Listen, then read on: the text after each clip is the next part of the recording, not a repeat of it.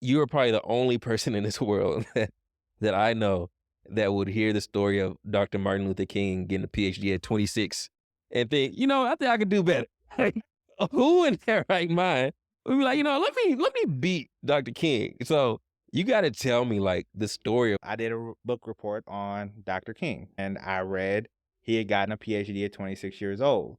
And so for me, I was always taught if you want to be the best, compete with people that are considered the best. So it's like, okay, this is the guy I need to be competing with on, becoming a great man. So I always say you might not be able to find role models in your community that are trying to do the things that you want to do.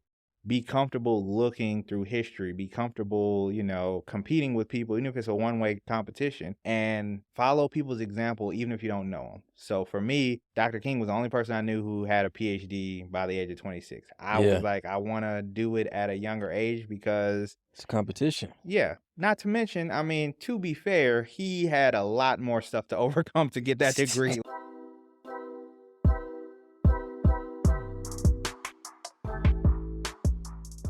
What's good, everybody? Welcome back to another episode of the Custom Journeys podcast. I'm your host, Andrew Baines.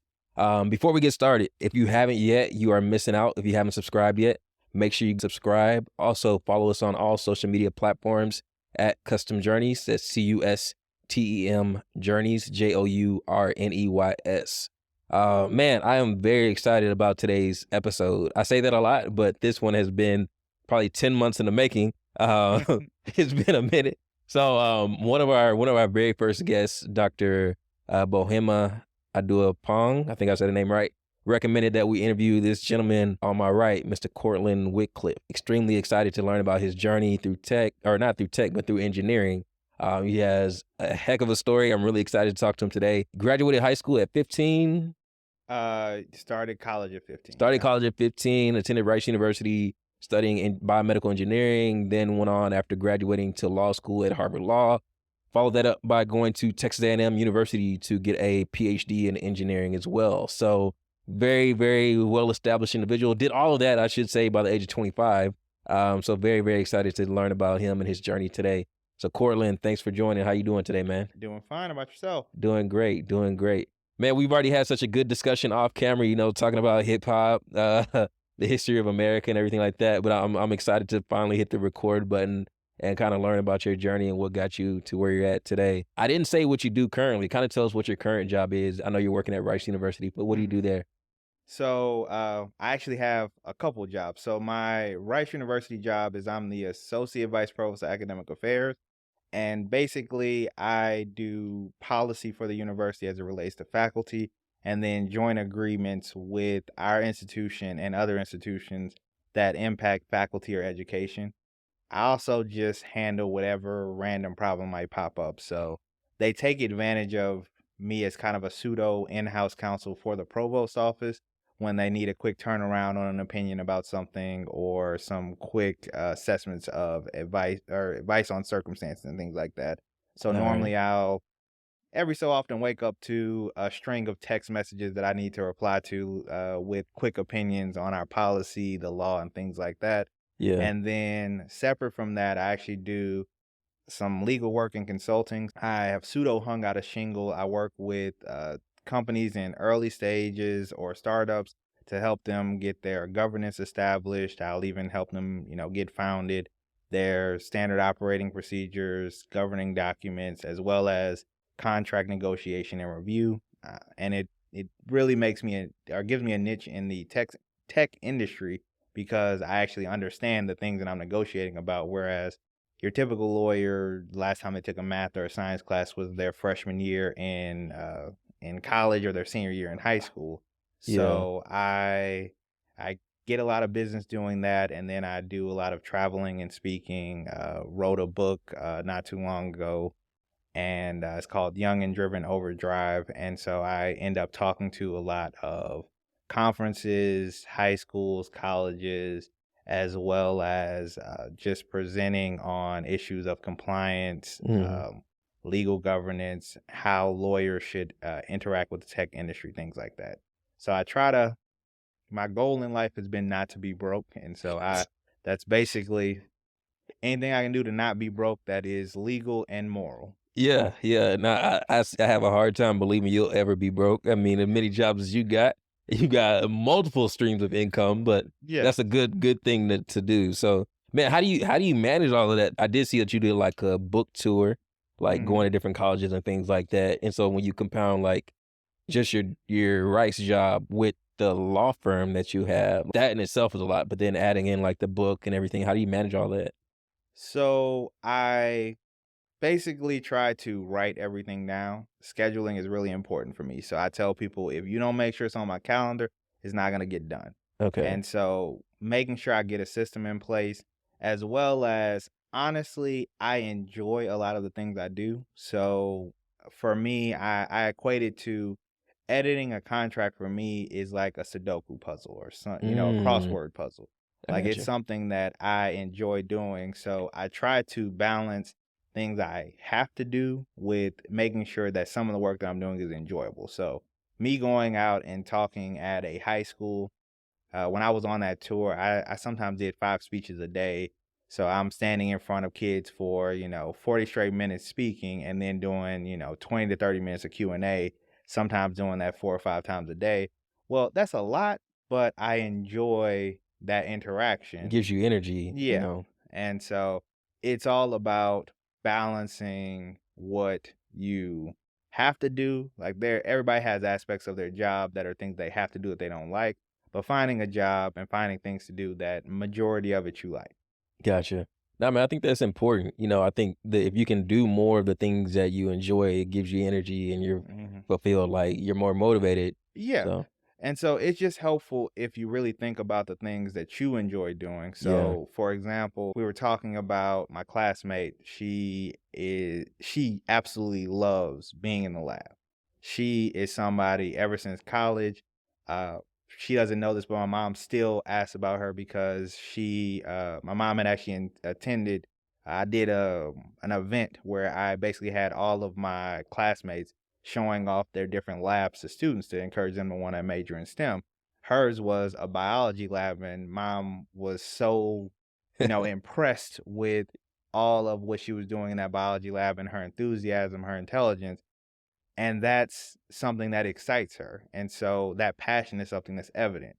For me, I try to make sure that I'm thinking about what I'm passionate about. So I do not like being in labs for 8 hours on end. She I'm, can do that I'm very with you. easily. I'm right there with you, bro. We have other classmates who went into the medical profession. I hate hospitals.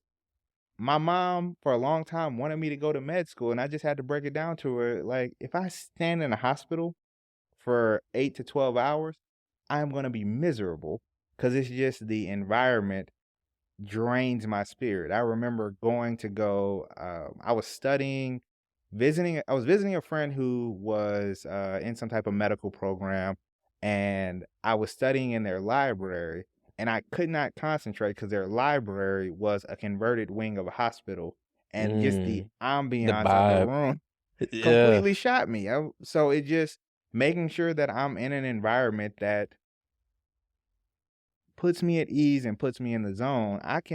If I'm in that type of environment, for me, that's a lot of times, multiple screens going and Yeah.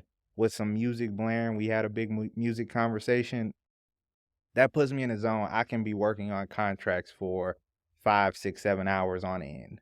Gotcha. We always in this podcast even try to tell people define like what their journey is. Like that's part of Hmm. what we try to do. And I mean, you kind of talked about it already a little bit, like finding out what's important and what brings you enjoyment. Like, how did you discover that? Like, what you enjoy doing? Is it just trying everything, or is it like looking at what your natural talents are? Is it like, yo, mom, your parents are like, yo, I think you should do this. Like, how did you kind of find that?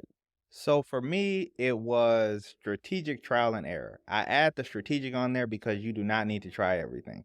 You can very quickly find out some stuff that just doesn't work for you.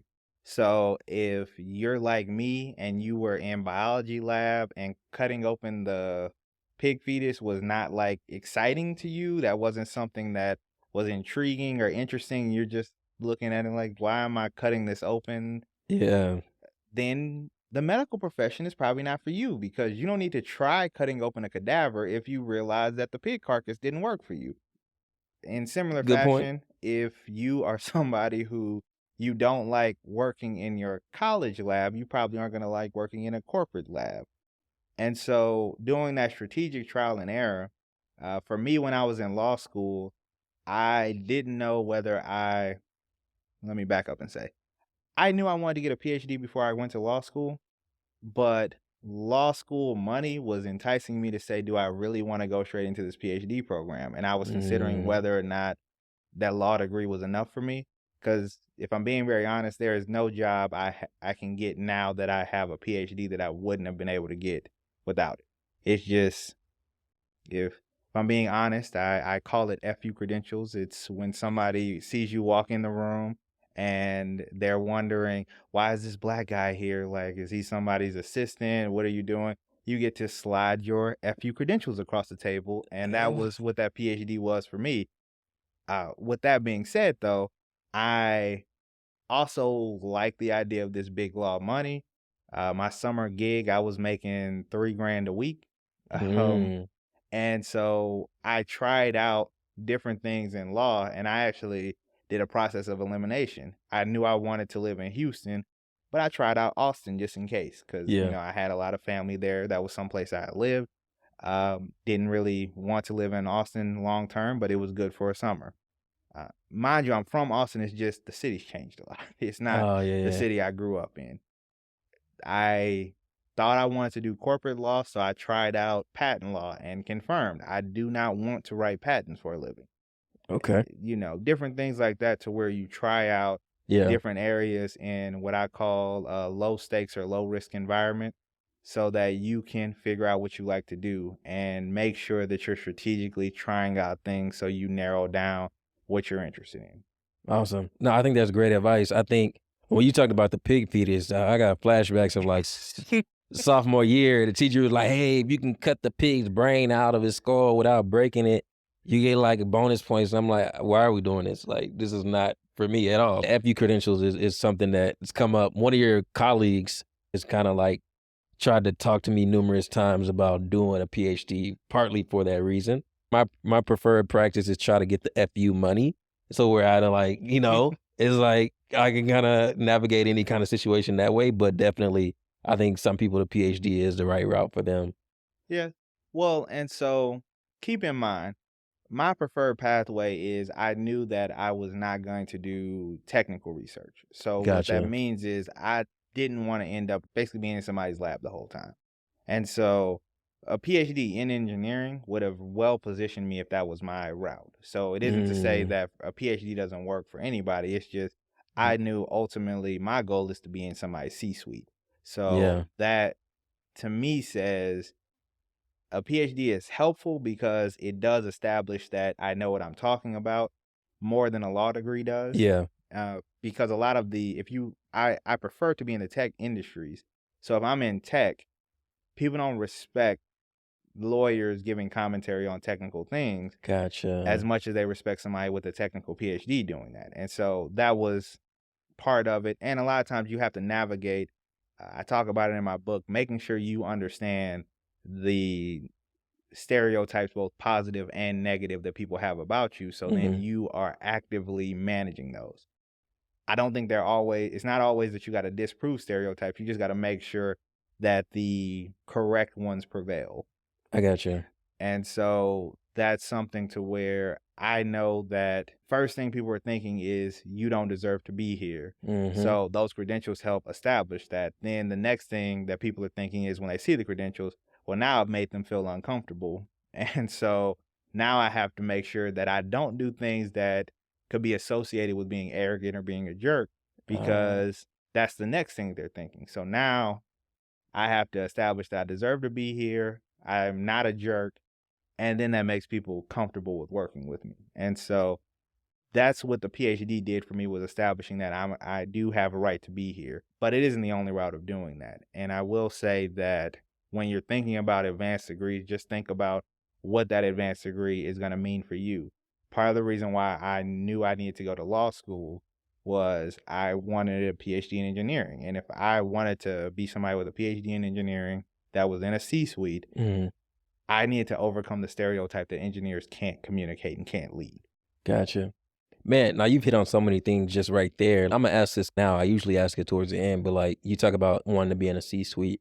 Like what position are you kind of pursuing? Is it like a CTO, CIO? What's the role for you that you're interested in? So long term, eventually I want to be CEO of an organization running it. In the near term, I am looking at can I transition into being some combination of a chief compliance officer, chief technology officer, or the chief legal officer. And Gotcha. so that's really tailoring a position, and that's part of the reason why I like startup culture is you get to Mm, tailor positions to your unique skill set. And gotcha. so right now I know that I can get value or be valued and get experience in organizations that need somebody who can put on multiple hats. But eventually I want to be running a company. That's Yeah. where I want to be. Gotcha. Yeah, I think your skills will be highly sought after in the startup community, especially in the early stages where you're bootstrapping and you got to be a Swiss Army knife. So I don't see you having any troubles doing that when you do want to make that move. Hmm. Um, and I think you hit on a lot of things, even in general, like in terms of being a black man or a man of color, like having to navigate going from, yo, you don't deserve to be in this room to, oh, shoot, you deserve to be in this room. But now I'm thinking like, oh, this guy, he's arrogant because he has a PhD or whatever, da da da da. So you have to go from validating that you deserve to be in here to then going the opposite way and just kind of managing expectations or your confidence, not over Hmm. exuding it. So that's interesting dynamic. We're going to talk about that in a minute, but I kind of want to get into your origin story because I think that's something that's really important. The great thing about you, usually I have to do a lot of digging on people. Like I gotta like dig deep into their LinkedIn profile, deep into Google, have like a 30-minute conversation with people before the actual interview. But luckily, you made it a little bit easier having such a strong presence online and on Hmm. YouTube. So I got a chance to get a lot of like the backstory. But you are probably the only person in this world that I know that would hear the story of Dr. Martin Luther King getting a PhD at 26 and think, I think I could do better. Like, who in their right mind would be like, let me beat Dr. King. So you got to tell me like the story of like everything that you've done. And I think it's a credit to your parents. I think everything that you've done has been kind of very deliberate. Hmm. And it's not just like you didn't just stumble upon success, but kind of give me the backstory on like the outline or the roadmap. Is this something that your mom architected or is this like of your own doing? Like what in the heck? What's going on? Okay, so first and foremost, my dad planted the seed. He's a country dude. Most of my life, he was a mechanic and he owned his own business. But when he would walk into rooms, there would periodically be people that he would call boss. At the time, I'm maybe 5, 6 years old, and I still remember this conversation. I remember him calling some guy boss, and I asked him when we got to the car, I, I, why did you call him boss? Like, is he your boss? Would it? And his response, I never forget it, is the person with the most money in the room is the boss. Okay. And I said to myself, oh, bet. So if I got the most money in the room, I get to be the boss.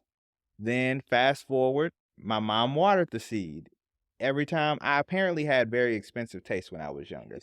But not in frivolous things, in food. So I like snow crab, steak, like all these So different you like, things. mama, can we go to Papa Do's? Well, my dad would cook. So Oh, okay. he did this thing to where when he would get home from work and he would get home late because he owned a business, so he couldn't leave till all the employees left and he shut everything down. He would come in and he would basically make these overpriced meals. So like come in frying crabs or doing like cooking fillets, all this different stuff at, 10 o'clock at night or something. Me and my brothers Mm, asleep. But for whatever reason, I regularly woke up. And so then I would try these different overpriced things that he would get because maybe he bartered with somebody that he would change their oil for some steaks or something. And so I developed some expensive palate. My mom or let me know in case I didn't know that I had expensive taste and I need to make money. Okay, now I need to make money. It's watered a bit.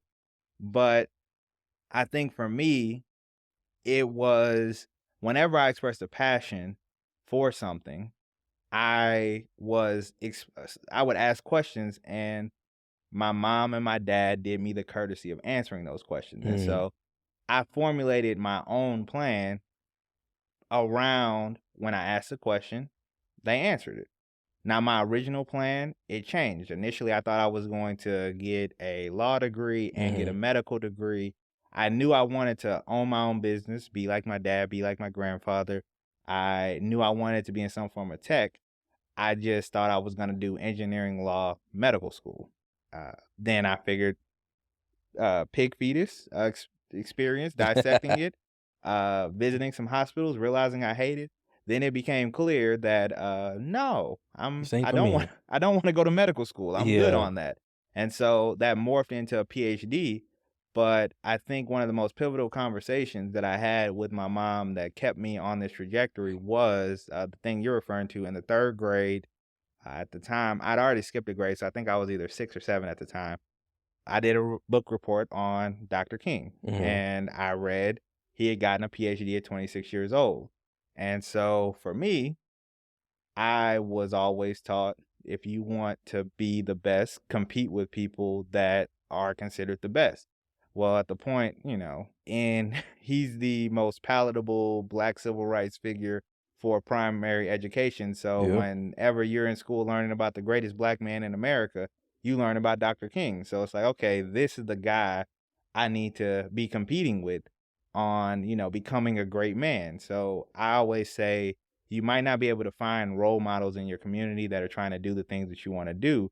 Be comfortable looking through history, be comfortable, competing with people, even if it's a one-way competition, and follow people's example, even if you don't know them. So for me, Dr. King was the only person I knew who had a PhD by the age of 26. I was Yeah. like, I want to do it at a younger age because It's a competition. yeah. Not to mention, I mean, to be fair, he had a lot more stuff to overcome to get that degree. Like, Yeah. it's not, I'm not gonna pretend like the problem of The playing race field was was even. solved. Yeah, but I definitely know that my starting position was a lot friendlier and a lot more accommodating than his, despite the, racism and things that I had to deal with growing up and coming through school. So I made that my goal.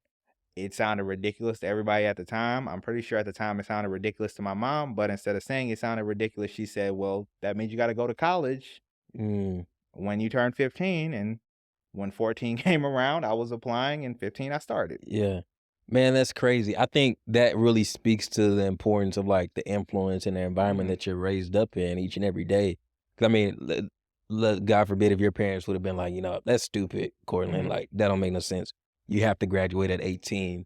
Your mindset might have been completely different then. Yeah. So, I mean, I think that really speaks to the importance of the importance of the environment that you're raised up in. By 3rd grade, you'd already skipped 1 grade. Were you just, like, taking summer school every year? Like, how'd you graduate from high school by, like, 14? So what ended up happening is, so I skipped the 1st grade, Yeah, and then I got into a program at University of North Texas to start college in my junior year. And so I did 2 years of University of North Texas in the Texas Academy of Mathematics and Science. yeah, And then after those 2 years, I transferred and did 3 years at Rice. So it's funny because a lot of people think that I graduated early from Rice, but it's like, no, it actually took me 5 years to get an engineering degree like it does a lot of people.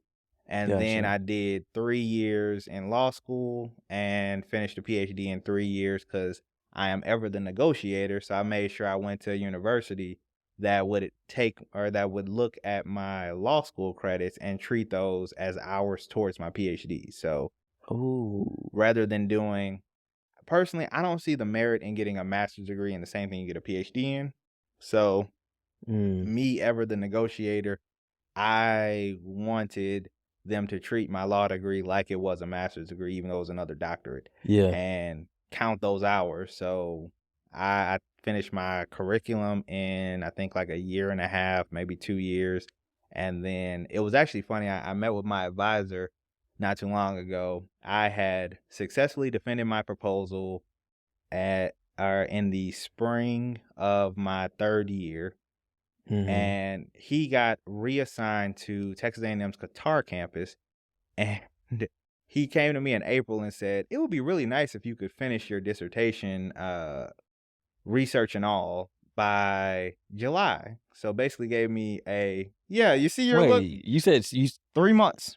3 Oh, months. that's crazy. Yeah. It's supposed to be like a year, isn't it? For a lot of people, it's longer than that. And for me, I had money, so not like I had a fellowship, so I still had a lot of time left on my fellowship. Like you don't have to leave. The funding is there. The money's there. Yeah, it just he was leaving, and it was convenient for him if I didn't if I went ahead and finished everything, which was fine. But I also was like, man, you kind of sprung this on me a little last minute there. A little. What? Yeah, so Okay. I locked myself in some windowless rooms to knock that stuff out, and so I graduated on August 12th, and I turned 26 on August 16th. So it was, I made my goal, and that was, admittedly, I still would have made my goal if I had waited till December, which was my original plan to give me Yeah. time to figure out what was next. But it, I didn't mind. Yeah. And I got to actually do the graduation speech at my graduation, which was pretty cool. Wait, like the keynote? Mhm. Like, dang, it's crazy. Yeah, so it was funny because, so to show you about being flexible, I call Yeah. it in my book. I talk about understanding the difference between detours and shortcuts. Okay. My mom actually got a PhD when I was like, well, she graduated when I was like 15. So me and her had an overlap in college. What's her background? Is it like So science or something? she did engineering undergrad, then got a business degree, then got a PhD. Okay. But she worked for a long time before she went back to school. So she only had her bachelor's degree when she had me. So a lot of people think that I'm following in her footsteps when I got a PhD. I actually decided I want Let's a doing it PhD together. before she said like, "Oh, I'm going to get one." So I tell her, "No, I can't what I did first. You just beat me to it." But all that being said, she went to Texas A&M, and it was an unfortunate situation where um, she took a leave of absence for work because my dad, even though at the time they were divorced, they best friends even when they got divorced, and so they ended up getting back together. And he's like, "Okay, go ahead, go to school. I got you and Cortlan. Like, don't worry about it." She starts school in August, September. He passes away October that same year. God. And so I hated College Station because we were broke. I had to deal with a whole bunch of crap being the new kid in school, the Yeah. racist issues, all different types of stuff. And it just every memory that I had in College Station was clouded with, this was a horrible time in our lives. Like, I not so jokingly say during that time we had to look up to see the poverty line because mom was basically feeding us off of a graduate assistantship and money she had saved up. Mhm. And luckily I had my oldest brother. He moved back in to help with bills and things like that. So we all, like together, in it together. How And old were you at that time, by the way? I was 10 when he passed away. And so when my mom graduated 5 years later, I vowed I was never coming back to College Station. I was not going to go to school here. I was never going to see this campus again. I declared it at the graduation, and I'm wearing an Aggie ring right now. So that Yeah, shows I you noticed about, that. about how, yeah, So is that a detour or a shortcut? that was a shortcut That's a shortcut. because my mom's advisor, her name is Karen Watson. Dr. Watson, the most spectacular woman in the world. She is the reason why my mom graduated. She was very supportive, and I felt like, and I know our family owes her so much. So she asked me, "Cortlan, just consider Texas A&M. Come by for a visit." I'm like, okay, because you asked. Yeah. She had completely forgot that she had asked me this. I'm quite certain, but I remember my debts. I told you, even though it violated my "I'm not coming back to College Station" thing. Yeah. I told you I'd check out the campus. PhD rolls around.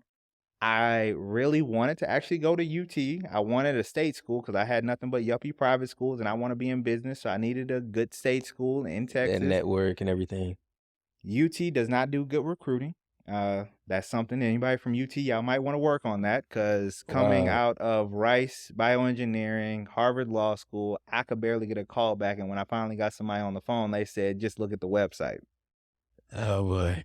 I go to Texas A&M. The head of the department I'm applying to meets with me and says, you are not going to pay for one thing while you're here, and I will be disappointed if it took you longer than 3 years to graduate. Here's some professors I think you can work with.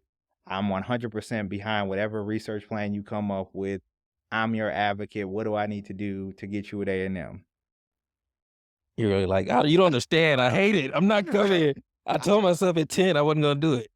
Nah, I'm like, oh, bet. I guess, dang, you It want to messed make up my God plan. laugh. You just tell him your plans. Well, I'm not a liar, but God just made a liar out of me. Okay, I guess I'm gonna be an Aggie. Where do I sign up? And so I'm definitely somebody who advocates. Sometimes things are gonna come around that changes your plans. Yeah. I never intended on going to Texas A&M, but I would not trade that experience for anything because it gave me some valuable work experience. Aggies are very diehard. As soon as a couple of the alumni had found out I was coming to A&M, I had a job that basically doubled as my research. So I was Wait, making, outside of the school? yeah, I was working. So my first job out of law school was I was assistant general counsel for a biotech company based out of College Station.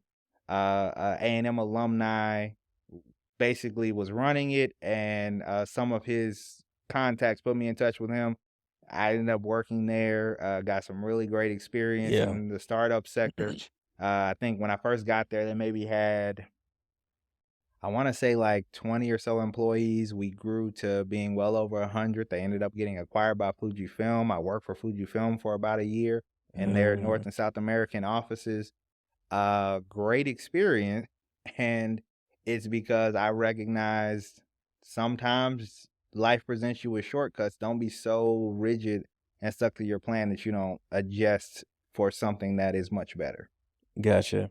Man, I think there's such great advice and a great story to go along with it because I Mm, think a lot of us, we write out our 5-year plan, our 10-year plan, and it's like, I'm going to be this.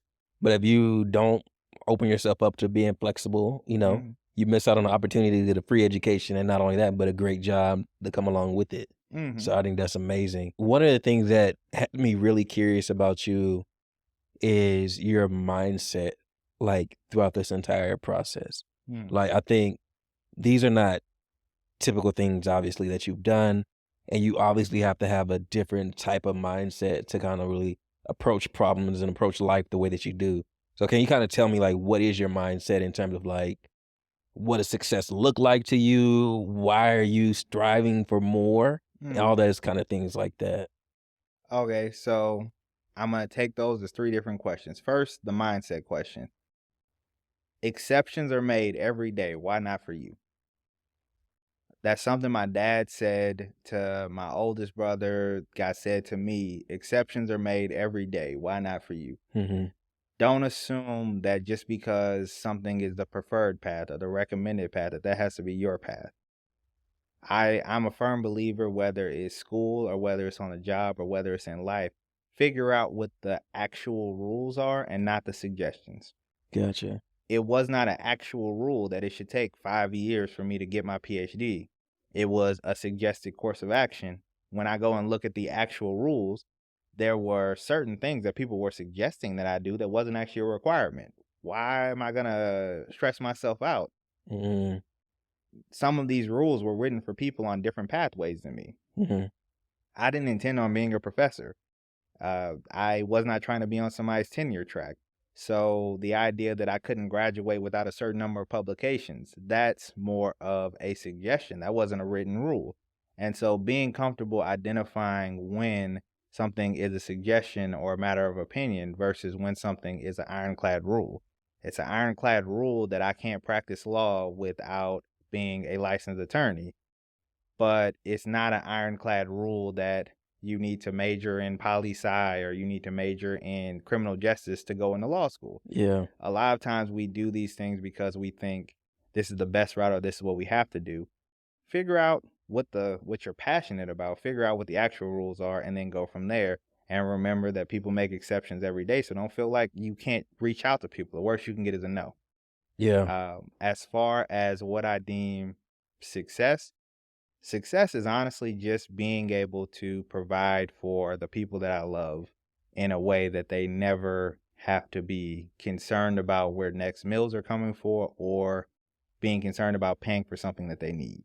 Mm-hmm. Something that stuck with me from childhood was the fact that my dad knew that he had a heart issue but didn't have the money or the ability to take care of it.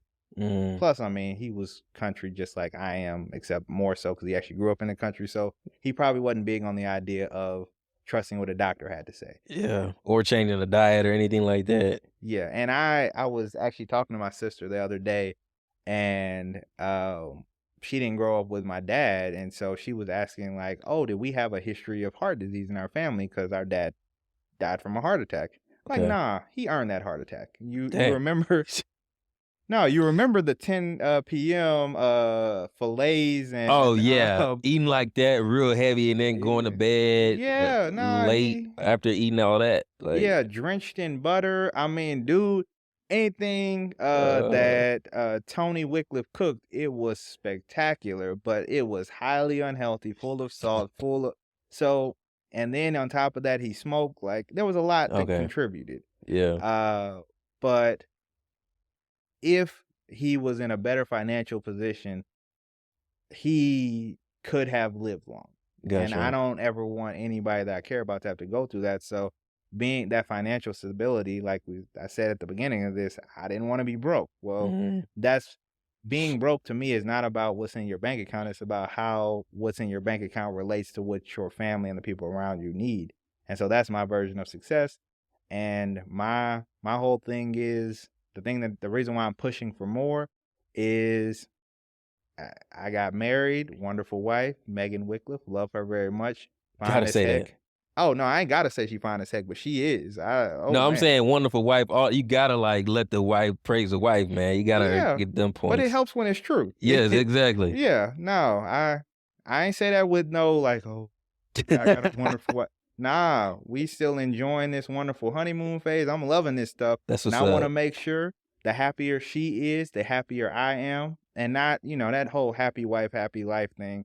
Like a lot of people say that from a perspective of your wife's happiness is all that matters. No, it's just when a woman is not stressed out, all she thinks about is how can she make her family happier. I mean, that's just I don't know if it's hardwired, but it's a natural thing. And Yeah, so I push for more because I want to see her and a lot of my rest of my family just less stressed out about stuff.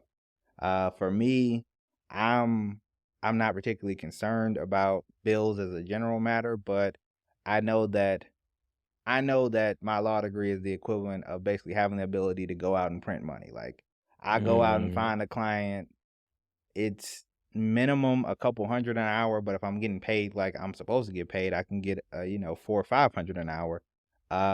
That's the ability to print money. I'm not concerned about that. But I definitely know that it's a lot more comforting for the people around me to know that there's cushion, and I want to provide that. And so that's kind of what makes me push more. yeah, And just generally, I've always had the goal that I wanted to be able to help those around me and help everybody that I cared about. So that's what makes me want more, as well as I just don't like being bored. Like I got I you.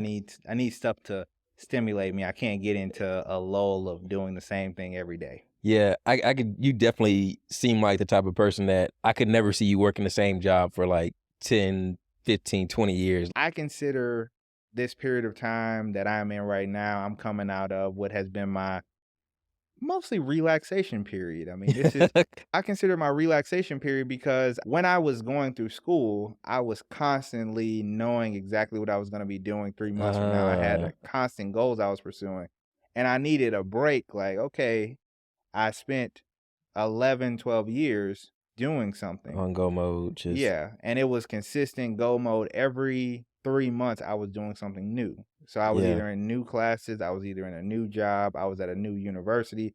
There was never a period to actually stabilize, or never a period of stability to where I could focus on the other aspects of my life, which the Freudian slip on the wife thing was because during this period of time, I was able to get a wife, get a house, like yeah, establish a life.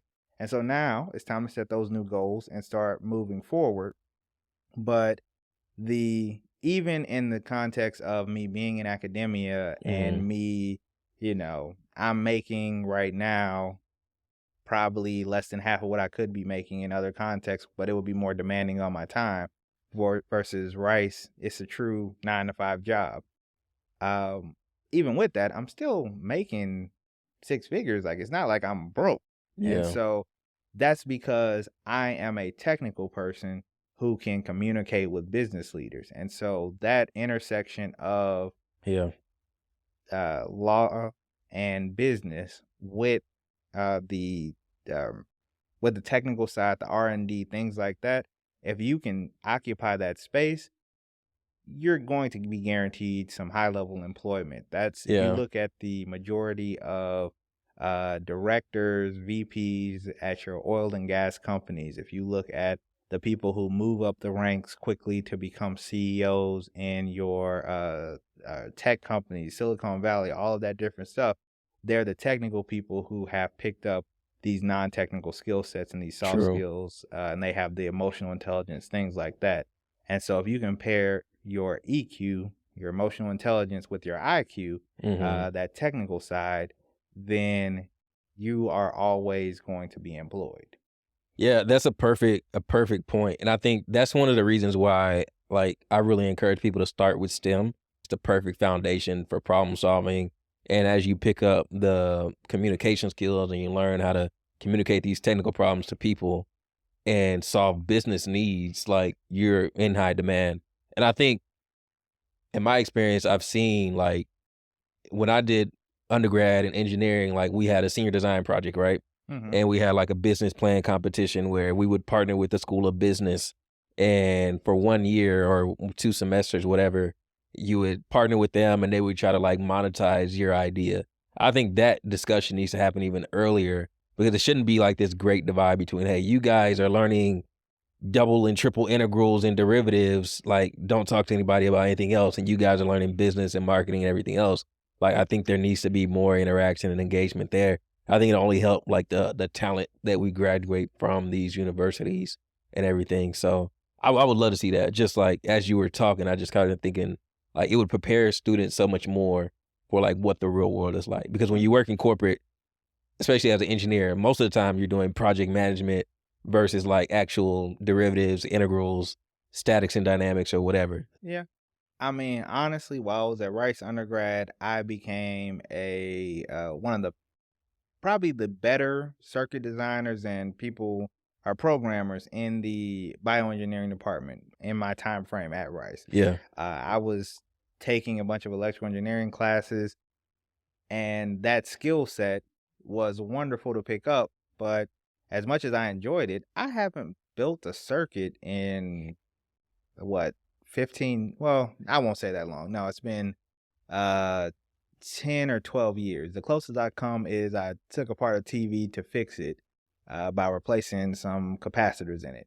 That's so the actual hard science stuff that we pick up as engineers, we some of us are going to do it, but you have to make a proactive, I want to be that person, Yeah. because as far as corporate America is concerned, they are far more interested in you as somebody managing groups of technicians or managing groups of engineers, because it's the likelihood that you're going to find a person majoring in business or majoring in marketing or even majoring in law and wanting to actually learn about those derivatives, those integrals, the circuit design, this biology, whatever, the likelihood that you find that person is slim. Yeah. Versus it's very easy if you're teaching somebody all this complicated problem solving to basically all you're doing is adding in some new variables in the design process. So Mhm. when I'm designing a pacemaker, there's all the technical stuff I need to know. And then I add in some business parameters that then make my design and project management and problem solving more holistic.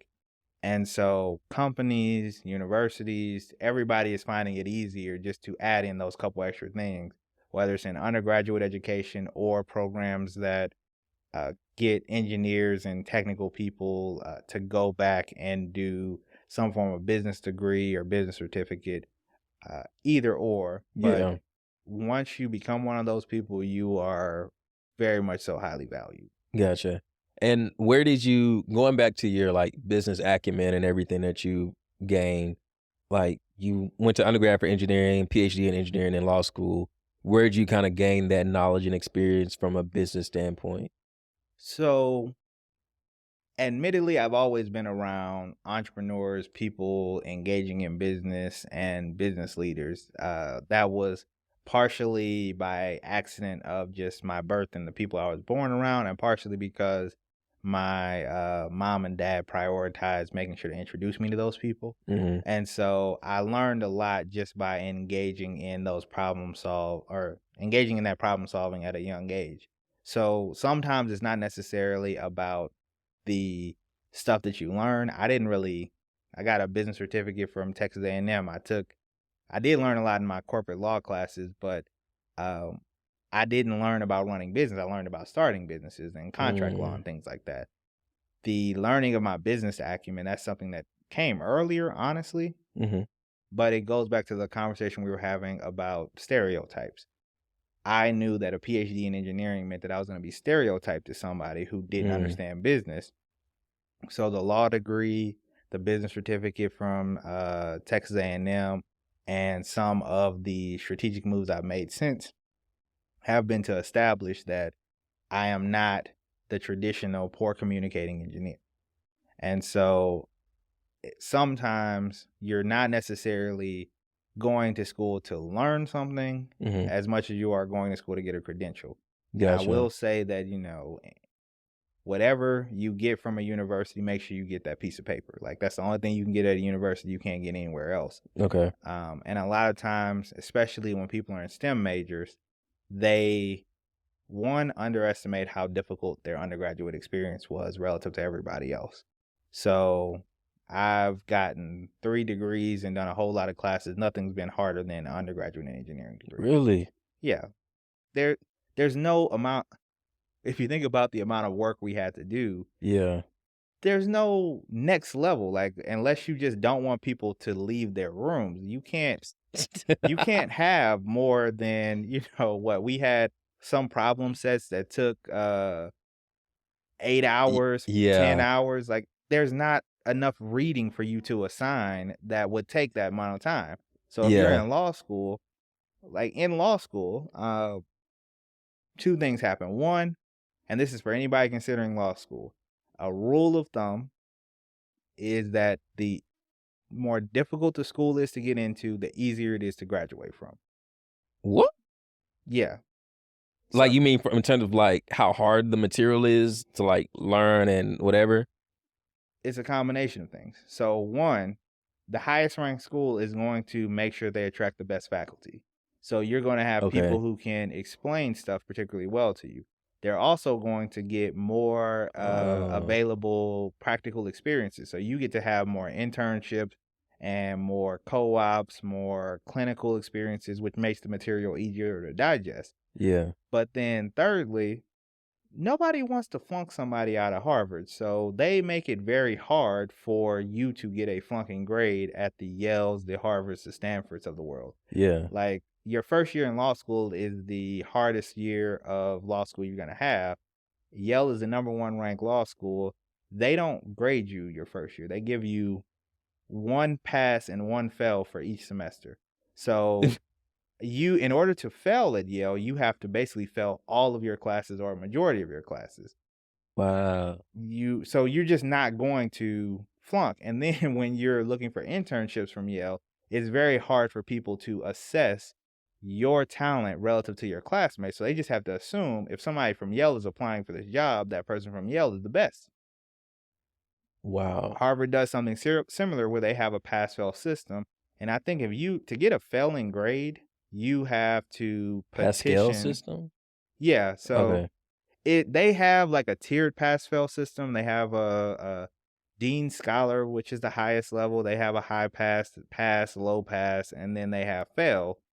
Your professor has to petition the dean of the law school to fail you, or at least that was the case when I was there. Oh my So gosh. you Okay. you get into those types of law schools, you're going to graduate. Yeah. And once you graduate, it's very hard to compare your transcript to somebody who didn't go to those schools. So it kind of guarantees you, unless you're competing against somebody else who graduated from Harvard or graduated from Yale or whatever, it's very hard for other people to beat you out.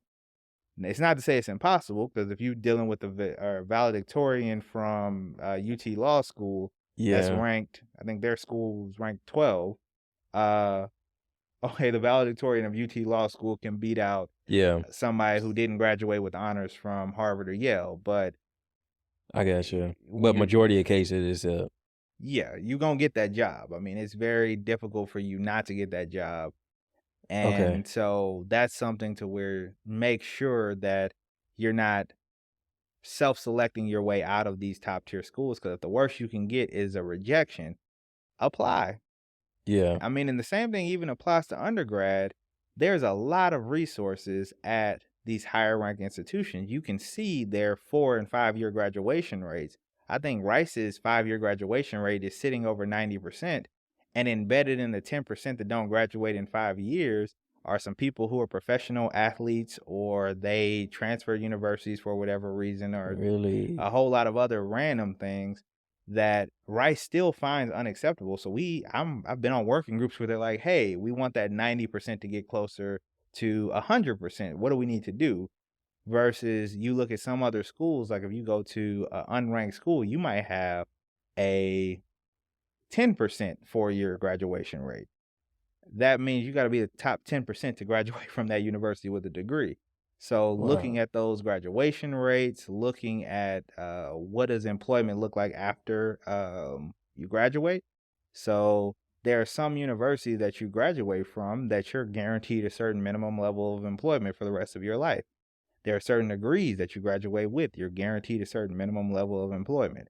I Yeah. have yet to meet the person who has an undergraduate engineering degree and an MBA who isn't, if they're early in their career, maybe they're sitting at 80, 90, but most of the time, by the time those people are 5, 10 years in their career, they're over 100K.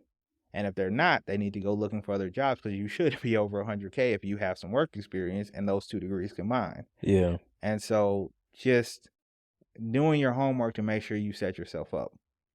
Man, okay. Man, that's a lot. That was very like counterintuitive, the part about the law school. I never would have thought like the harder it is to get in, the easier it is to graduate. But everything that you're saying makes sense, like from a brand standpoint, and I think it's cool that they have those resources. And not even that, the unexpected is like the amount of talent, or the unappreciated, the part I didn't appreciate was the talented professors that can communicate everything on a different level versus like if you're going to a lower tier school and they just have like some Joe Smo teaching the class and it's like, yo, you've never taught a class before. I can tell it's not good. And you don't Mhm. have any resources for me.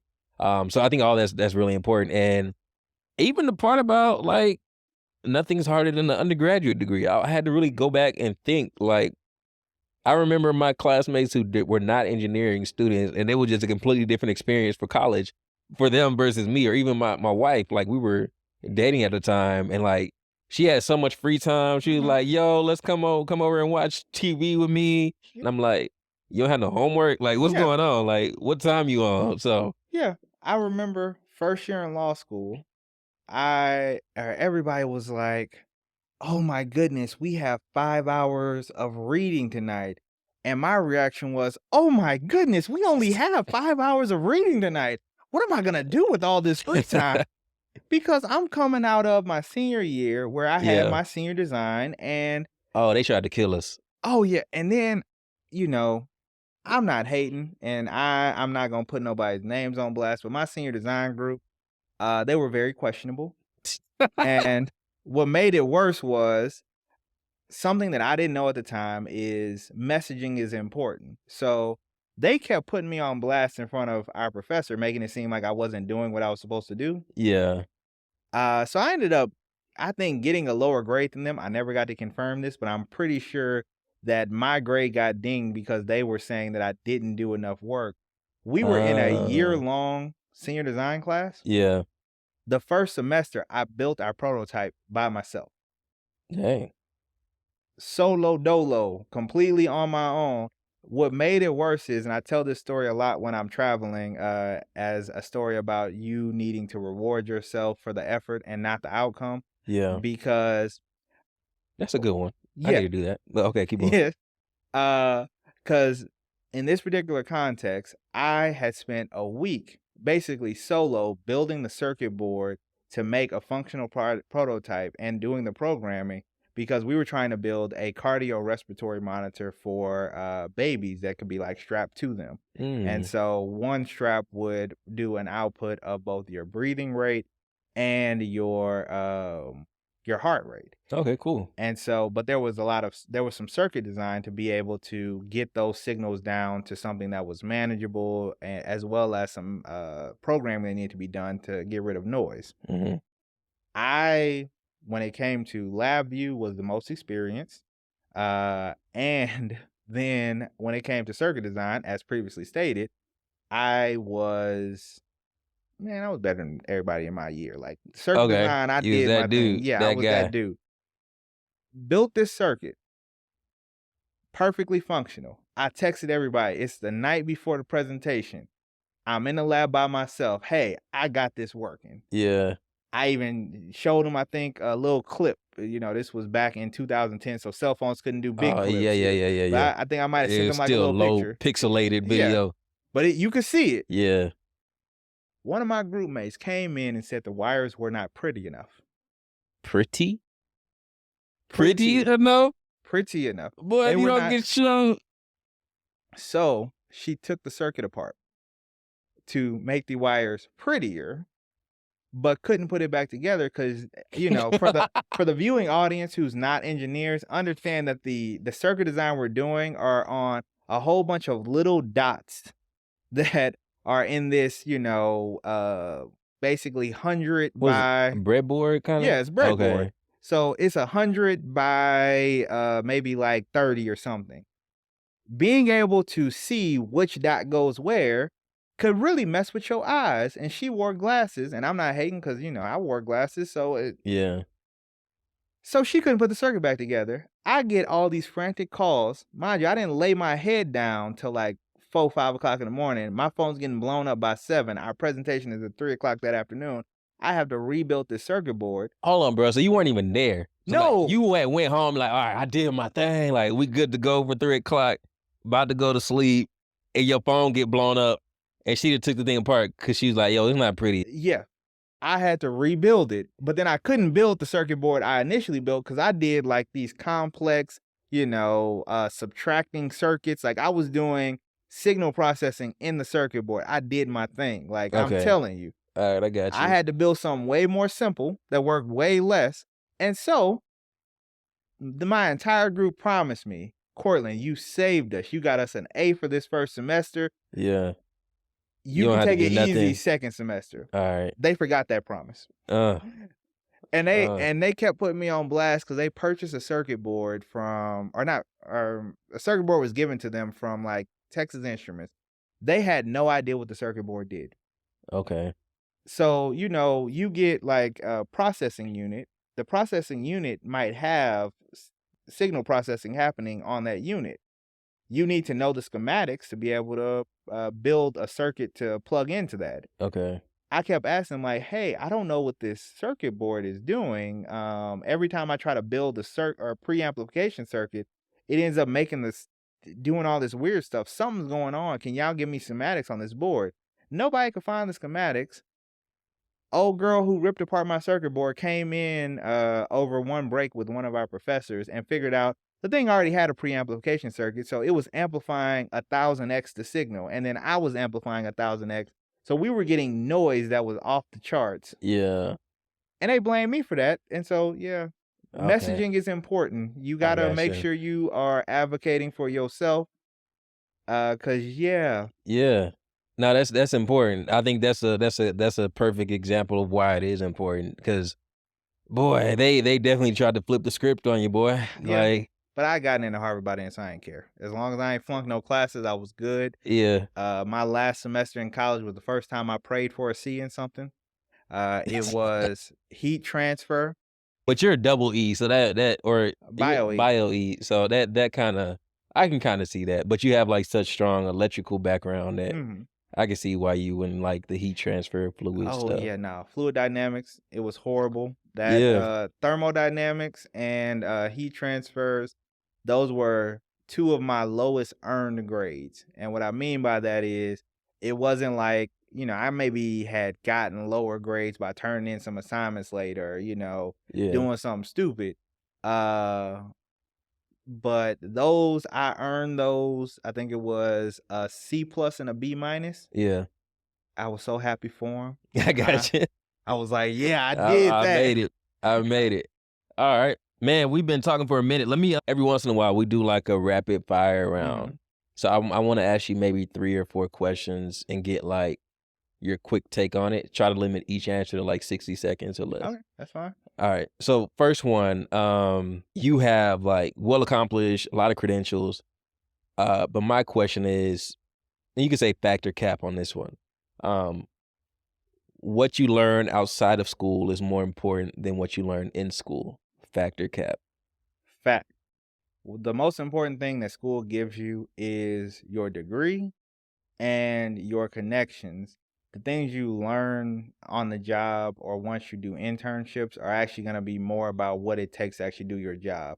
Your school is designed, in my opinion, to give you a basic set of understanding and then get you in the door to then learn on the job how to do your specific job.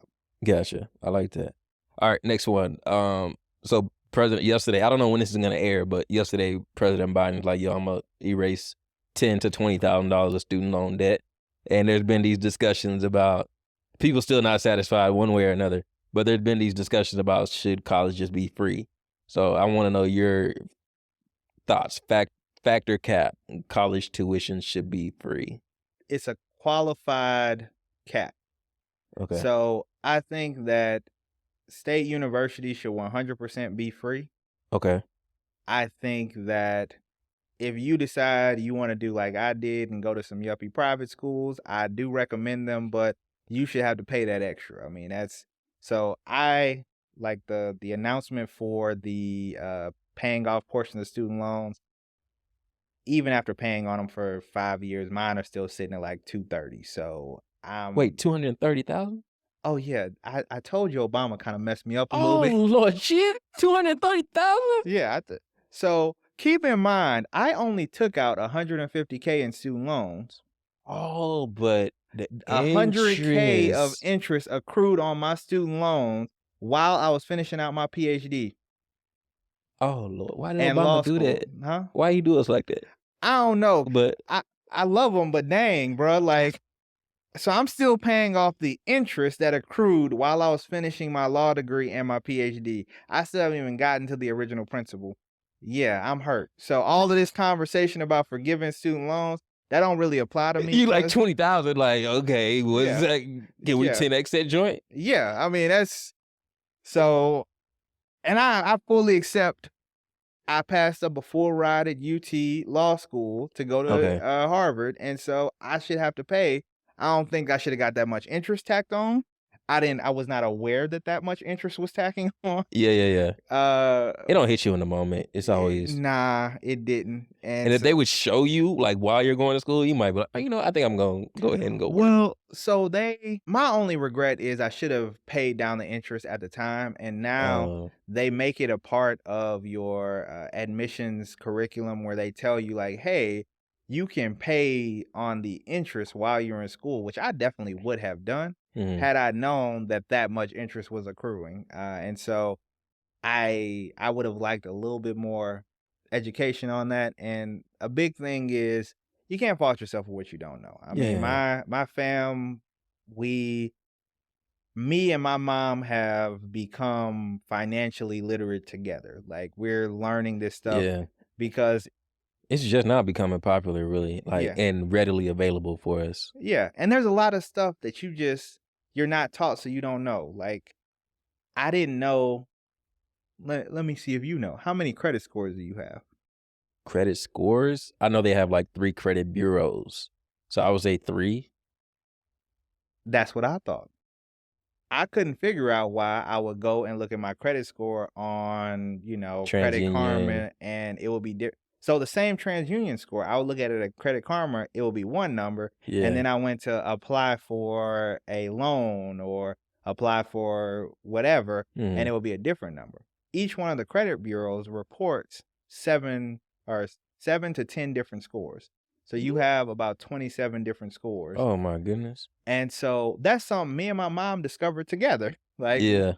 and that's something that will mess you up because basically they calculate your scores based on different factors.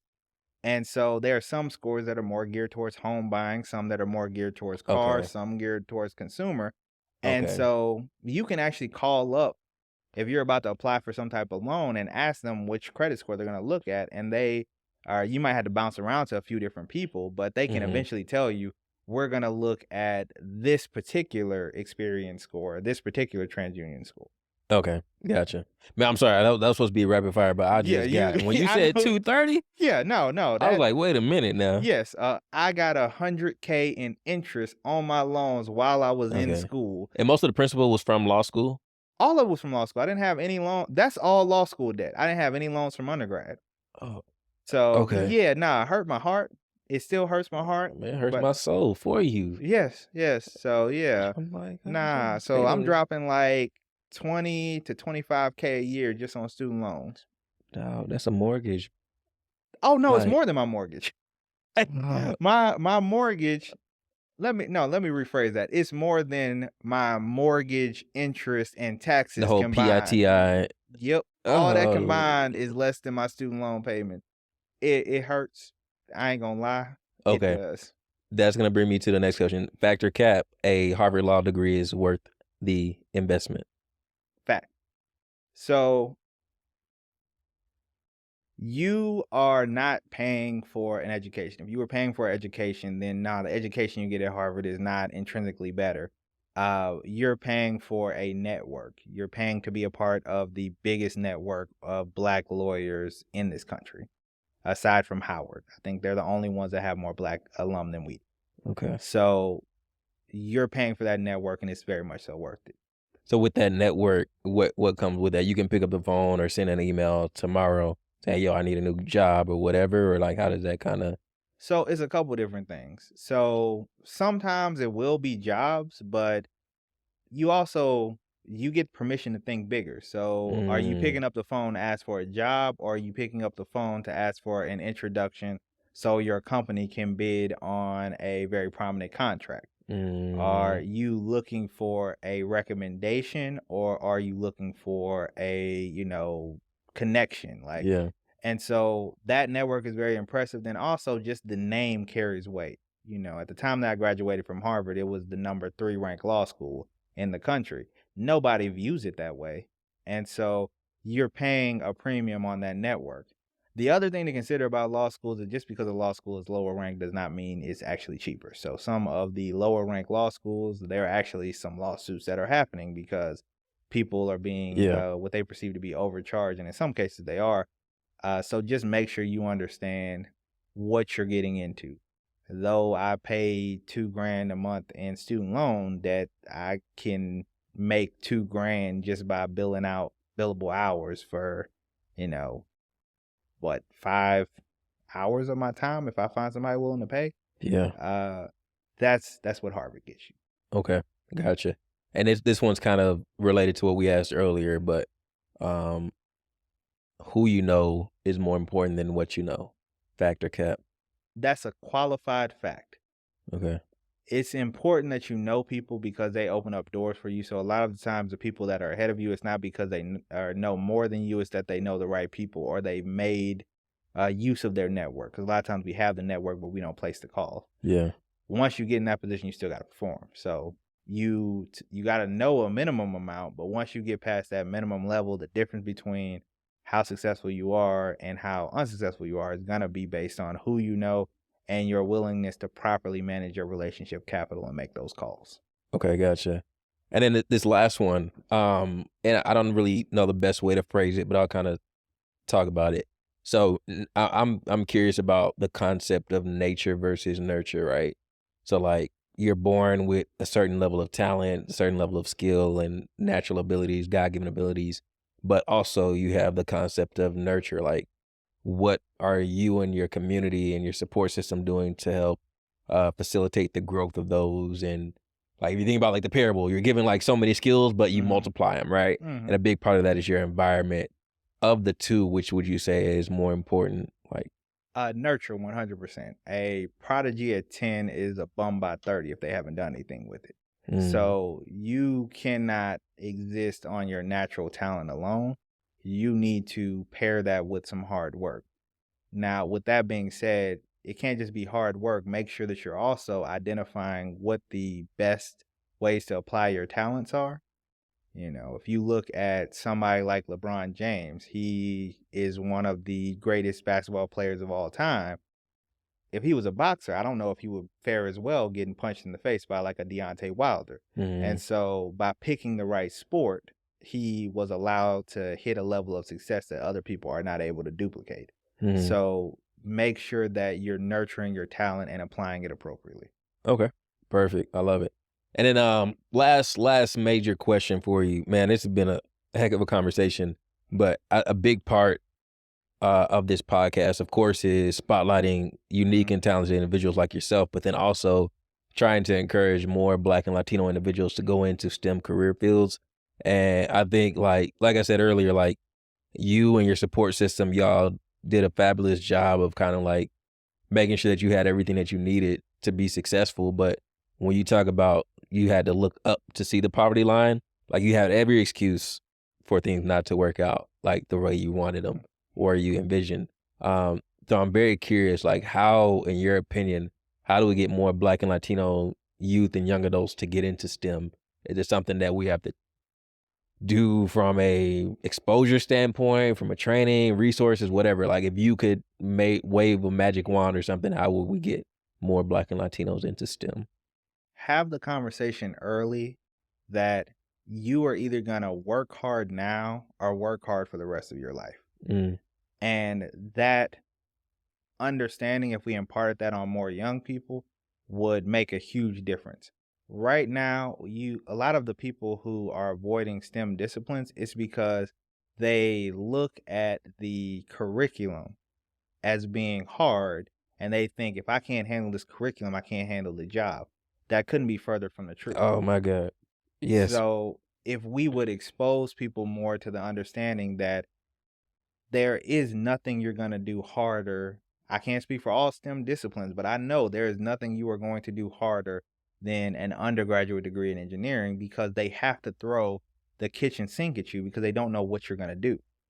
So me not being in a lab got the same training as somebody who's in a lab every day, got the same training as somebody who's going into corporate America, got the same training as somebody going into academia. All of us had to get the same training. So they have to prepare you for all those potential different fields, as well as they have to prepare you for whether you want to do pharmaceuticals, instrumentation, whether you want to build things, whether you want to dissect things. All of that is in the same curriculum.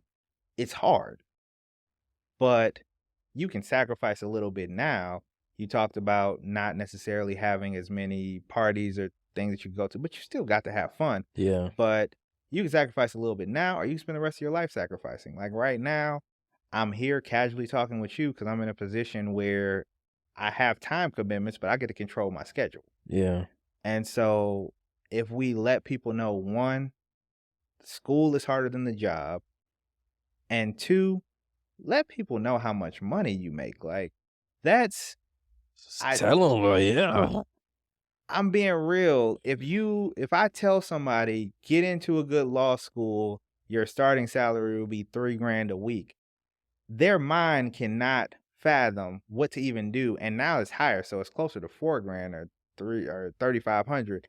They can't fathom what that looks like. Yeah.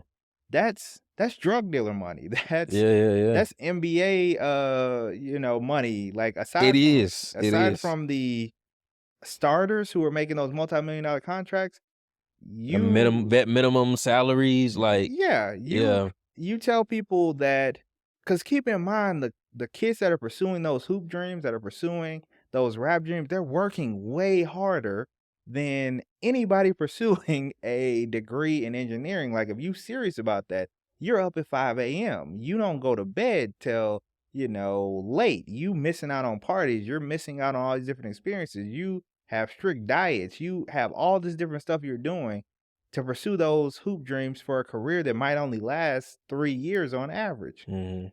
Versus, I don't care what happens to you, as long as your mind works, you can still be employed in STEM. I mean, Stephen Hawkins could move a couple fingers Oh and was my one god. of the True. highest paid physicists on the planet.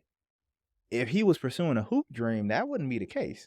And I'm not hating on anybody who does that. I'm just saying a lot of people are pursuing that because they don't see other options, Yeah. versus the people who they are really, that is their passion. And if it's your passion to be in music and anything, that's great. I do encourage you to have, it's not even a backup plan, because most people's careers, like, you look at the best NFL player career, they're still retired by, It's their like mid 30s. 3 to 5 years, I think, is That's the average. average, The but I'm average. saying you look at the Oh, even the absolute best. best. Yeah, it's still 30. If you're a running back, wide receiver, 30, 32, it's Yeah. like hanging them up. Yeah, I mean, LeBron is hanging around to play with his son, and more power to him. That, hey, do your thing. Yeah. But keep in mind, he's still gonna be retired before he hits mid-40s, and he's a rich guy. He might have another 50 years in him. Like, what is he gonna do with the rest of his time? Yeah. That's the reason why he's a very good example of somebody investing time and energy in other things. But you should do that as well. And STEM is a good place to be, because ultimately that's where the future is going to be. Yeah. I couldn't agree more. Like, the way you laid it out was perfect. Like, when I was in high school, I wanted to be in the NFL. I thought that was gonna be my dream Mhm. until I met a black engineer, and he showed me what his house looked like, showed me how much money I can make, and I was like, "All right, this is what we doing." And I was like, from there, I'm 5'7", like, what's the likelihood of me being an NFL player? Mhm. So I think, like, definitely exposing him to it earlier, and then, man, I can't agree with you more, bro. Like, in terms of, like, college thermodynamics, heat transfer, fluids, even like circuits, those were like my hardest classes that I struggled with. I have not seen that material, those equations, any of that stuff since I took those classes. Mhm. And it's exactly like you're saying, like, they got to throw everything at you. And then when I got into industry, it was just project management. Yeah. It was managing a team of people to make sure that we manufacturing parts on time and getting paid pretty much 6 figures to do it.